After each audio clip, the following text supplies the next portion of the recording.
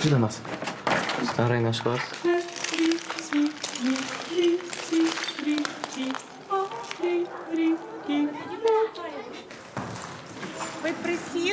Back to school to the sound of sirens. In Ukraine, children across the country have returned to their lessons despite the ongoing attacks from the Russian army. Classes often take place via video link, in bomb shelters or even in subway stations. Education continues despite the war, and it's the focus of Katerynagornostai's documentary Timestamp. And she joins us in the studio to tell us more. Welcome, Kateryna. Hello, nice to see you. Thanks for being here. Thank you for having us. Now, your film shows these extraordinary scenes of courage, resilience from students and teachers. In France, it's out in cinemas as Première Classe, which seems logical. I was interested in the name you gave it in English, Timestamp. It was filmed between 2023 and 24. Tell us about this idea of time. What does the film say about its time? Actually, it's even more practical kind of name because the timestamp is the element of a tourniquet. You know, the tourniquet, the thing that stops blood. And sometimes even civilian people, not army people, were saving lives while it was like air attack or something like that. They had tourniquets with them and they saved lives of people that were wounded by the rockets or by the shaheds and stuff like that.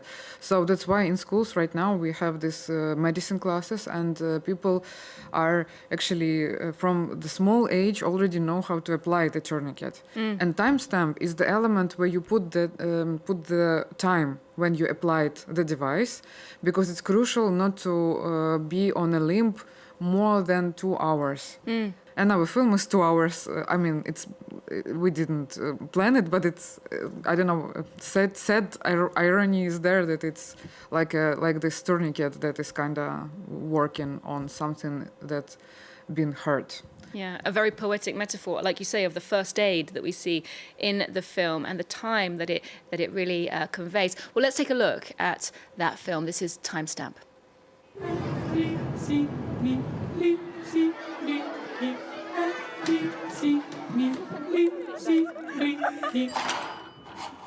Але можна жити далі.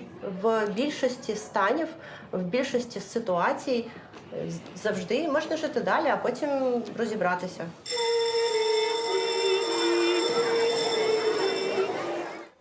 So, Katerina, your documentary premiered at the Berlin Film Festival earlier this year.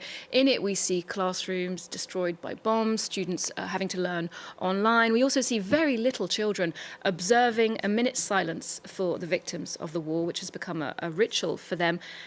How mature do you think their understanding of this conflict is?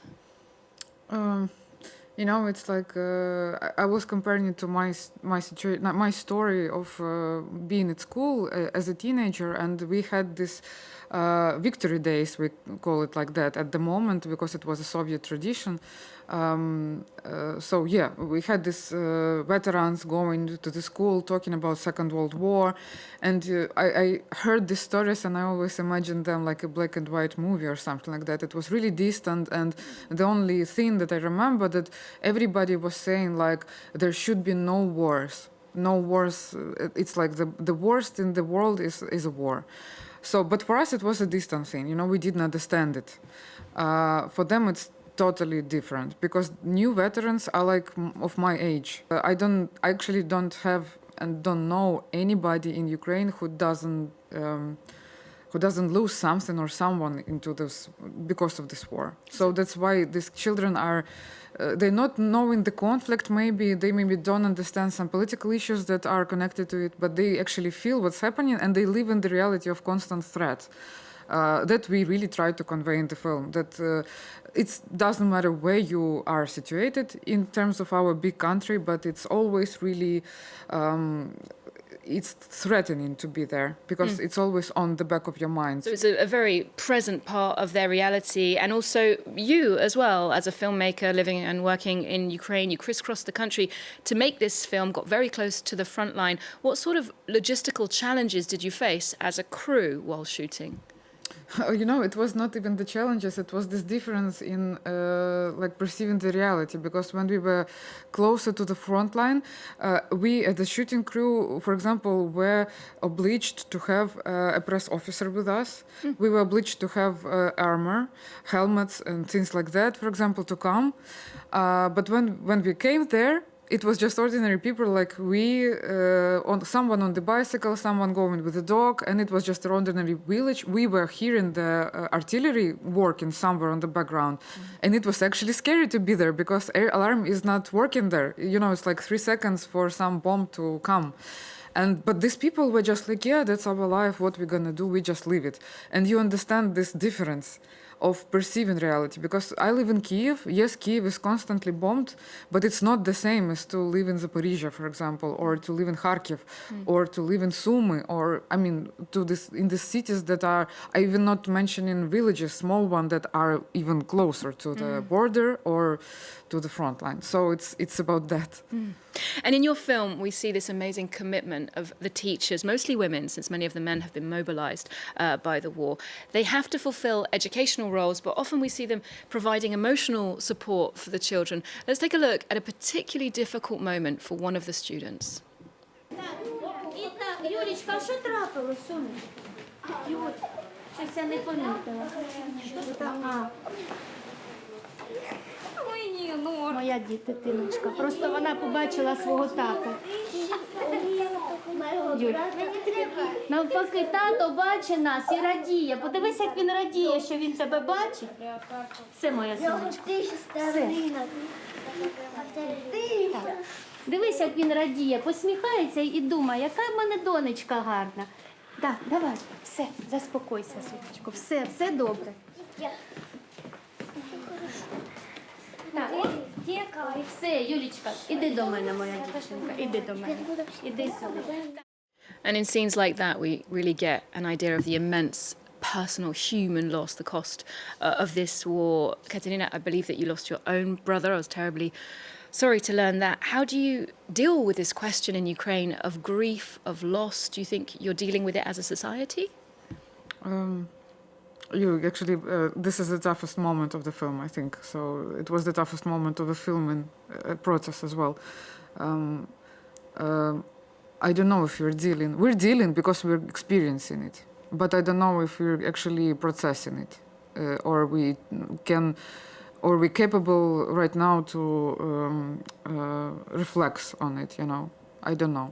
Because it's still happening. That is why. And you know, it's a really strange thing, because when you live in such reality, it's sometimes you get this strange numbness, because it's constantly happening, and sometimes these deaths are coming and you just don't know how to react on some level, and then you react like a lot, and then you still again not reacting. So I mean, we're dealing it like being inside of it. But what I really want for Ukrainian society is actually to face it afterwards, when it would be relatively safe, and luckily maybe the war would be over. Yes, we need to do a lot of psychological work with ourselves. I mean, to go... for Ukrainian authors and Ukrainian filmmakers, I think the topic of war would be crucial for the whole their life. I think it would be on the background or somewhere. It would be always constantly present, because it's a life-changing period of time. And in the film, we see that balance between recognizing the gravity of the time and the situation, but also trying to make things light and pleasant for the children. I was really touched by an art class in a basement, I think it was, in Kharkiv. It almost seemed surreal to see children painting these beautiful scenes. What role do you think that culture, arts plays for young people right now? Oh, I don't know. It's a life-saving strategy, I think, to do something like dancing or drawing. Actually, this particular art school in Kharkiv, they didn't stop even when everything full-scale invasion started. So they went to the subway and they started to do exhibitions there. So they made big artworks, because they are doing it like that. They are just like huge canvases. The teacher there, I asked him, like, how do children actually paint war or war-related things? And he was saying, like, yeah, we did that already. And you know, right now it's not interesting. We do something like totally like other things, because there's so many good things in life. Why do we do this war all the time? Yeah. And I was thinking like, because you know, when you shoot the film like that, you try to see this context everywhere to portray it in the film. But when he said that, I was thinking like, oh, that's really good. That's a part of a healing thing. I mean, to process everything with the art.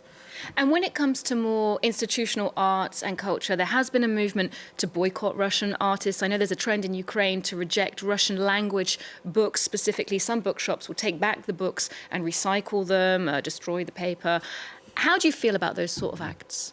You know, the thing is, like, a lot of people abroad are actually surprised by that, but they shouldn't, because what the problem is that Ukrainian language had really tough times. And it was, these tough times were not like 10 years or 30 years, it was hundreds of years. The long Ukrainian history concerning with that was connected to Russian Empire, that Soviet Empire, we will say it like that, it was always about forbidding the identity. So this Ukrainian identity is the thing, the main core why this war is happening right now. It's not the resources, it's not the territories, it's identity. So it's an existential war in that way. That's why to speak Ukrainian right now is a crucial thing to kind of preserve it. I think it's a life-saving strategy to be as Ukrainian as possible for us. Kateryna, thank you so much for joining us today. A reminder that Première Classe and Timestamp is in cinemas in France. We're wrapping up the show with another view on Ukrainian youth. French photojournalist Marion Perret has been documenting the lives of teenagers in the Donbass region. She was awarded the Canon Female Photojournalist Prize for her work at the recent Visa pour l'Image Festival. Now, that grant will allow her to return to the region and catch up with those young people. We'll leave you with a glimpse of her photos. Do join us next time here on Arts 24. There's more news coming up just after this.